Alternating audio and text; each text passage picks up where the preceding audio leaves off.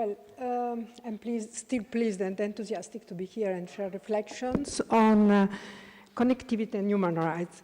But I am an academic, but I serve as an energy regulator. So I should try to convince you that electricity and energy matters, and this is an easy task. But then I also try to convince you that regulators can help. And this is a more difficult task, I think.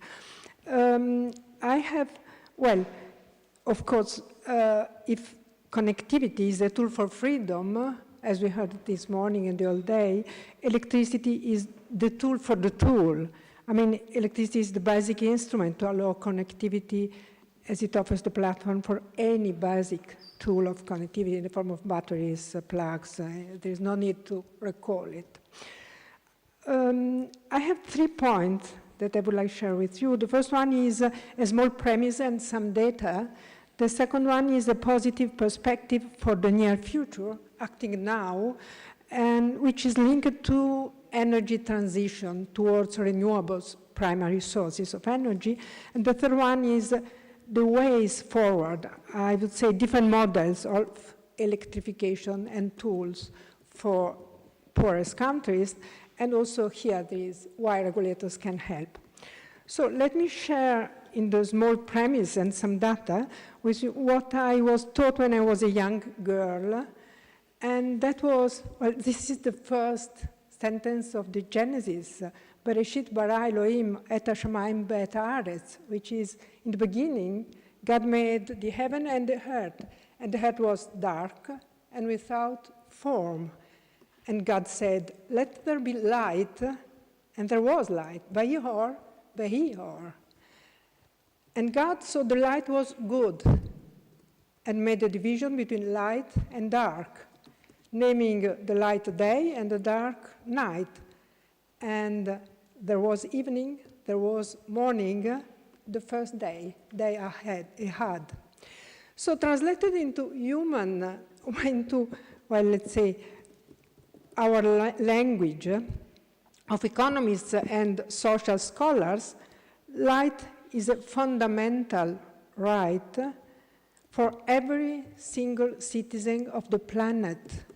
It is a common good, what we economists call common good. In industrialized countries, the production of electricity and energy is entrusted to public utilities. It was recalled this morning as well. That means that it is a public service that must be guaranteed to everyone, not necessarily for free. And this is the utility model, which unfortunately is not successful in least developed countries. So we are aware that electricity shapes the community's life, even more than connectivity, and is essential to individual well-being for several functions. And I just recall them very quickly. I mean, communication. Without electricity, people have no way to get any quick knowledge from outside the village. Education, as has been recalled so many times that I don't need it to do it anymore. Health. Now, I just remember that without electricity, there is no way of refrigerating vaccine or assistant at night. And without electricity, clean cooking is almost impossible. And women spend their life in getting wood and waste to make fire for cooking. So people have no dignified life, and they do pollute furthermore. So let us recall some data. 1,200,000,000 people, according to the UN, worldwide lack access to electricity, and an additional 1 billion have unreliable access. 87% of these billion people are in rural zones, and 88% are in Africa and South Asia, as we know. Nonetheless, and that's important, I think only in 2001, access to electricity was introduced in the UN Poverty Index.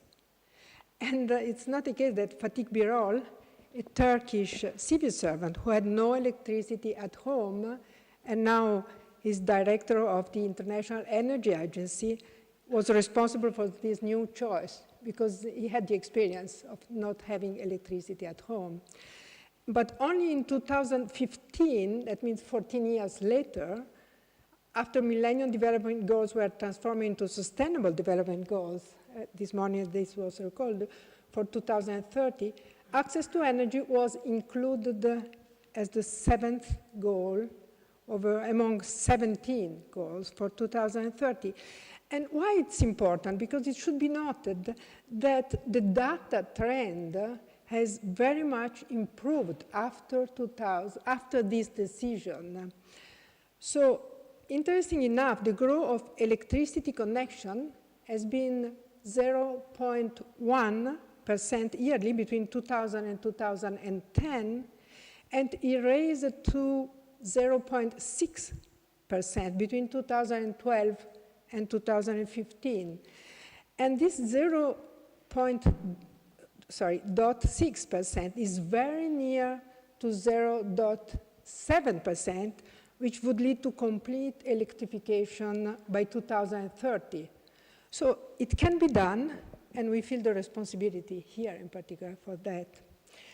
Now, of course, the electrification growth is uneven. We know in India, it was between 1990 and 2012, from 51% in 1990 to 79% in 2012. And the same, well, we have half of the growth in Africa sub-Saharan, but I mean, on the whole, we can reach that goal. So the point is, this was just a small premise. The second point is, well, what I would call a positive perspective for the near future, acting now. I think we are not yet completely or fully aware of the revolutionary change which is implied we are living in the energy transition towards renewable, which is a fantastic tool to address electrification and well, for extreme poverty as well. Well, there is no sense to recall now, here, you know very well, that historically, energy transition has always brought about a global revolution, an economic, social, and political change. I mean, from wood to coal, from coal to oil and gas. Well, in between we had the Industrial Revolution, actually. From coal to oil and gas, and today the transition is from oil, gas, to renewable sources. It will be quick. We are not aware of how quick it will be, I think. Now, primary sources are, well, as I mentioned, fossil fuels, oil, gas, coal, nuclear, hydro, and new renewables. New renewables are solar panels, wind, waste, and they provide solution for two goals that I would like to recall. The first one is decarbonization and climate change. They do contribute to it. The second one is nearer to our concern here, is distributed power generation due to the fact that renewables are available with no limits in energy power countries without borders, solars in Africa, for example. They have marginal cost equal to 0 and are locally produced in opposition to fossil fuels that have generated. And the local production is also very important. As we heard, the local well, production is fundamental, is crucial to the electrification, in opposition to fossil fuels that have generated conflicts, corruption, support to dictatorships for more than a century. So that's the point. Renewables are key input to provide access to electricity to poorest countries in Africa first, in South Asia, in rural China, and in India. So they are one piece of the puzzle to fight extreme poverty. And technical innovation is one key to spread electricity in remote poor areas, as we heard. Industry is a driver for innovation, but it has been remembered, it's profit-oriented, it's profit-driven, as we heard. So the industrial process to spread renewables requires grid innovation, require smart grid, require the integration of ICT and electricity, smart grids for general distribution, smart meters for remote control. Even domotic can help. And I would like here to give an example of how regulators can help. Here in Italy, we have a pilot project co-financing to promote innovation, and the rule, the regulatory rule, is to maintain open result. So open access to the results of co-financed research and development, which is a common good, is crucial. Now, I am aware there is a large debate on property rights, and the regulator can help to open the market, promoting and co-financing industrial innovation. Co-financing, what we spend in Italy to co-finance private pilot projects for innovation is in the bill of consumers, or of all of us in Italy, is 1 cup of coffee a year. So the cost is almost inexistent.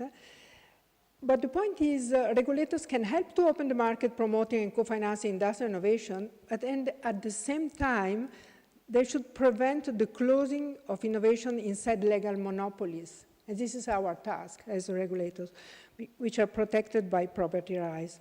So, co-financing innovative investment through a small additional component of the electricity bill is part of a regulator's responsibility, but it's also very important that the result, the scientific result of the pilot project is open to everybody. Now, let me say one word on the different models for electrification. What can we do straight away, I mean now, acting now? There are different models and tools for electrification, both top-down and bottom-up approaches for generation, transmission, and distribution in least developed countries. And I would like to recall that the first one is extension of national grids. This is a government purpose. And large companies are just waiting for the extension of national grids. It will be stopped. This is electricity. So. The second model is what we call off-grid models. And that can be a solution for remote areas or as a temporary bridge waiting for national grids. And the third model is distributed generation, individual small power plants, local solutions, and again, local solution plus small companies means donors in that case. Why regulators are needed and help here? Well, the first point, in the first model, extension of national grids, on-grid models, well, of course, we need infrastructure, and infrastructure in the electricity sector are technically long-lasting and require very long-term investment. They are monopolies. So they require public funding with a fair return and rules to guarantee access and fair use of shared grids. Regulators are balancing different interests. They do protect citizens from market power position, I mean fair bills and fair quality, and provide private investor with co-funding and certainty rule. It's very important to have certainty. I can see in the Mediterranean regulator. Of course, sure. So I'll stop here saying that there is a lot of work for regulators for integration, for several other possibilities. And the institutions here offer several examples of institutional building in local realities. So let me just conclude saying that global awareness has grown substantially. However, the process must be accompanied and promoted to guarantee just and rightful results. So you can read the presentation. Thank you so much. We are